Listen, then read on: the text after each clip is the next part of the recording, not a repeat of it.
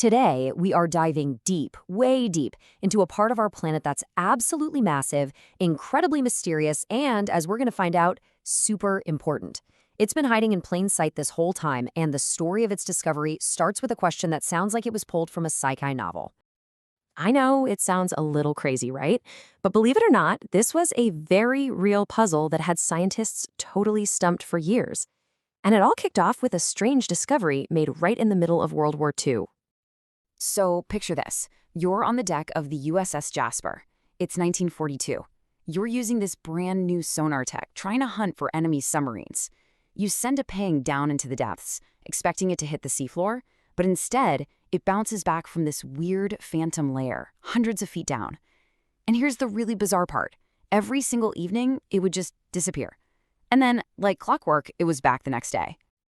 And this is it. This is an actual sonar reading from back then. See that faint, kind of hazy line that's hovering above the real solid seafloor? That's what they were seeing. They gave it a name, the deep scattering layer, and nobody had a clue what it was.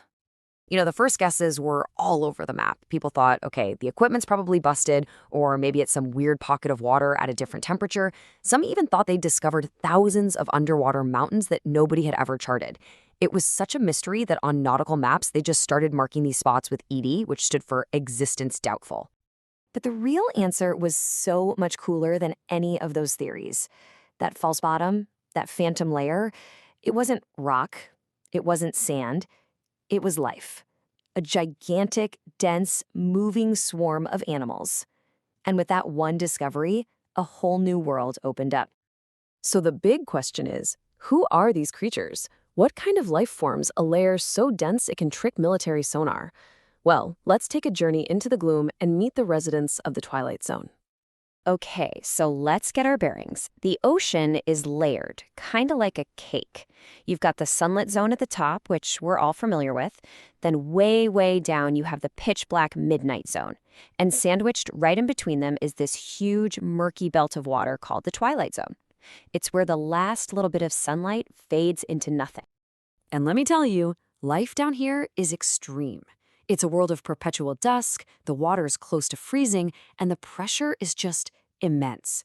We're talking up to 1,500 pounds per square inch. To put that in perspective, that's like having a grand piano sitting on your thumbnail. So how does anything survive that? Well, through some of the most incredible adaptations you can imagine. Say hello to the bristlemouth fish. Yeah, he looks pretty fierce, but like a lot of his neighbors, he's evolved a superpower. He can make his own light. It's a trick called bioluminescence. It's basically a world filled with living flashlights. You've got lanternfish, hatchetfish, all sorts of creatures that glow in the dark, and they use that light for everything. They can use it as camouflage to hide their silhouette, they can use it as a lure to attract dinner, or they can blast a predator with a flash of light to make a quick escape.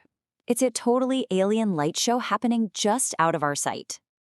And the sheer biomass, the number of living things down here, is just staggering. Remember that little bristlemouth fish? Well, get this. For every single person on Earth, there are over 100,000 of them. That makes the bristlemouth by far the most common vertebrate on the entire planet. But these creatures aren't just surviving down there in the dark. They are a critical, absolutely essential part of a giant biological engine that helps run our entire planet. Every single night, something incredible happens. Trillions, and I mean trillions of animals swim up from the depths to the surface to eat. And then just before sunrise, they all swim back down into the dark. This daily commute is called the diel vertical migration, and it is the single largest animal migration on Earth. And this is what created that false bottom on the sonar readings all those years ago. Now, this massive migration does more than just feed a bunch of fish. It powers one of the most important processes on our planet, something called the biological carbon pump. And what that really means is that these animals provide a vital service. They take carbon dioxide from the atmosphere and surface water and pull it down into the deep ocean, where it gets locked away for a long, long time. So how does it work? Well, it happens in two main ways. First, you have the gravitational pump. Think of it as a constant slow shower of stuff from above. Dead plankton, poop, you name it. All of it rich in carbon, sinking down. Then you have the migrant pump.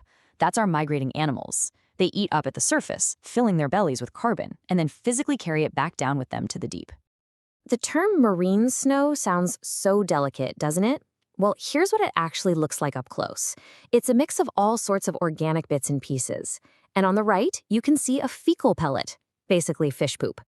And these little pellets are super important because they're dense and they sink fast, acting like a little conveyor belt that efficiently moved that carbon into the deep ocean. So just how much carbon are we talking about? The numbers are almost too big to wrap your head around. Every year, this biological pump moves between 2 and 6 billion metric tons of carbon to the deep ocean. To give you some context, that's roughly the same amount as the entire annual carbon emissions of the United States. So when you put it all together, you get this beautiful, complex system. It all starts with tiny plankton at the surface sucking up CO2. Then that carbon gets passed up the food chain, and then it gets transported down into the darkness by this massive migration and the sinking marine snow. The end result is a giant living engine that helps keep our planet's climate stable. But, and you probably knew a but was coming, this incredibly important, hidden world is now facing some very real and very serious threats. And the dangers are coming from all sides. Our changing climate is warming the oceans and making them more acidic. There are proposals for massive commercial fishing operations to literally scoop up these animals and grind them into fish food. Plus, pollution like microplastics is already showing up inside the creatures that live down there.